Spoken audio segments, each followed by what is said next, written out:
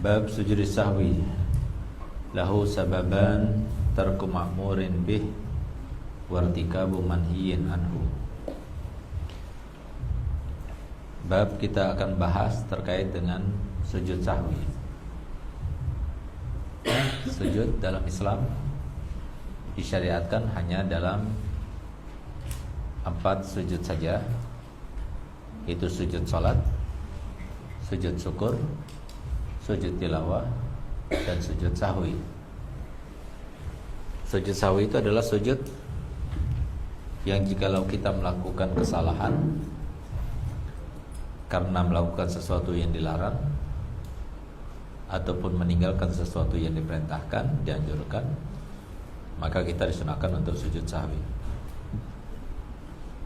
Sedangkan dinisbahkan kepada sahwu karena lupa. Karena memang kebanyakan orang melakukannya karena lupa. Sedangkan sebab yang dilakukan karena sengaja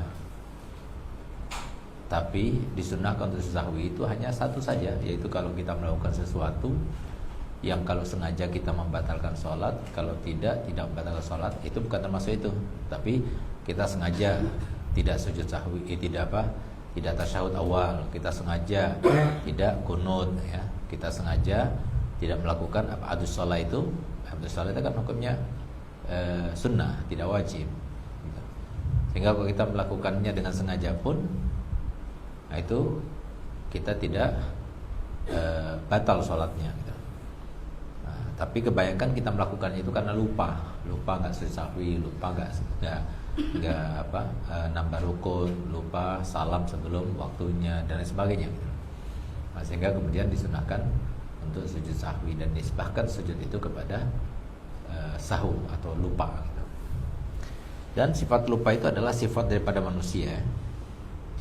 Sifat daripada manusia. Bahkan insan itu dikatakan insan karena kasura nisyanuhu, banyak lupanya. Lupa kepada Allah, lupa kepada nikmat Allah, dan lupa kepada hal-hal yang sudah diingat sebelumnya, gampang lupanya.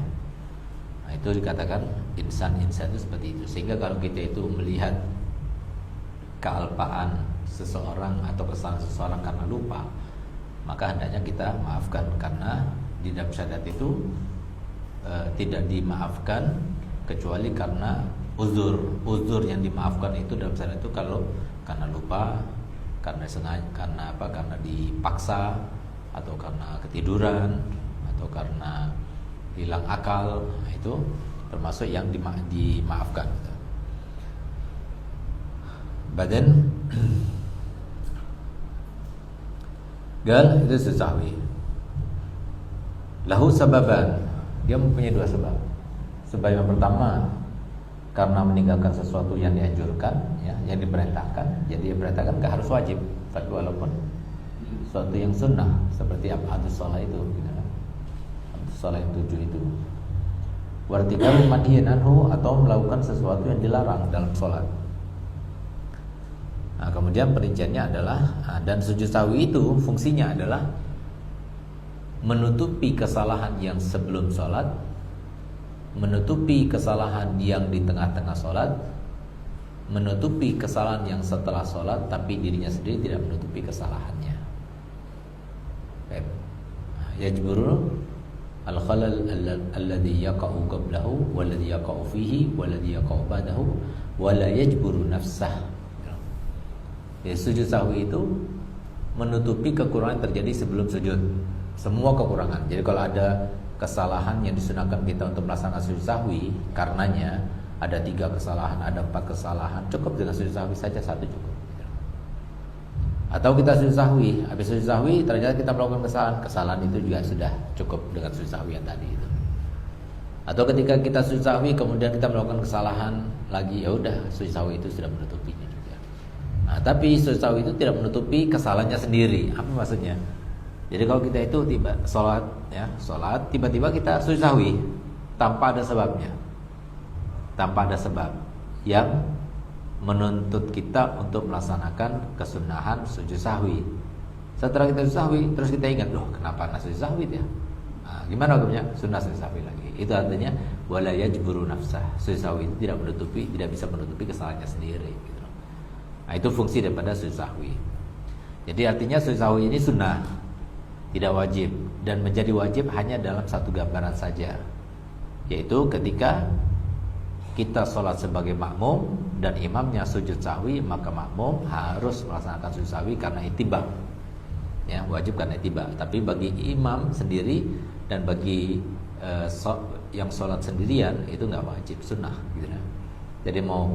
Jadi kalau ada orang yang melakukan kesalahan dalam sholatnya yang harusnya seyogianya disunahkan untuk sujud sahwi, lalu dia tidak sujud sahwi, ya jangan ditegur gitu loh, ya, jangan marah dan sebagainya gitu loh. Nah, ini kan sesuatu yang sunnah gitu loh. Yang penting wajibnya sudah dilaksanakan. Kalau sunnahnya nggak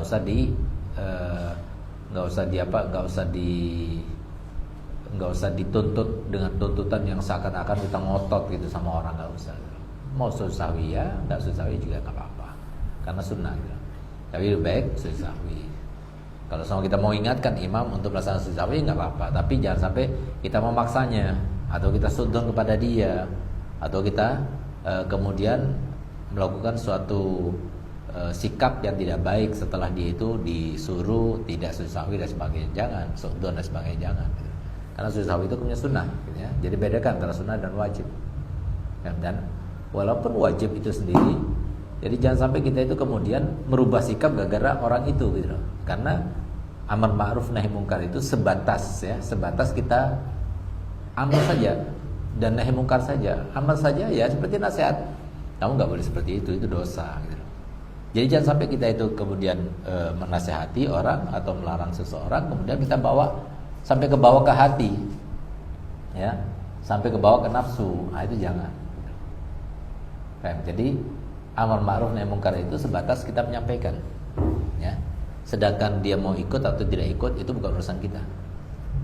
Jadi jangan sampai kita memasuki urusan orang lain. Itu maksudnya.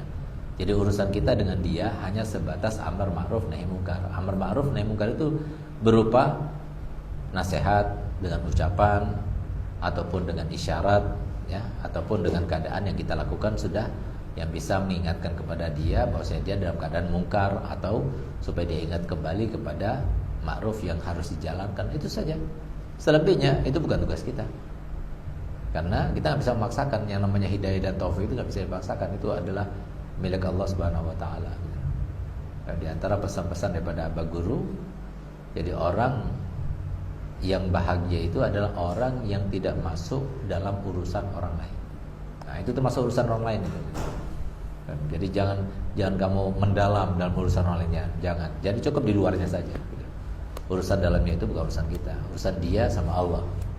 Yang urusan kita belum tentu kelar, kok kita mau urus orang lain.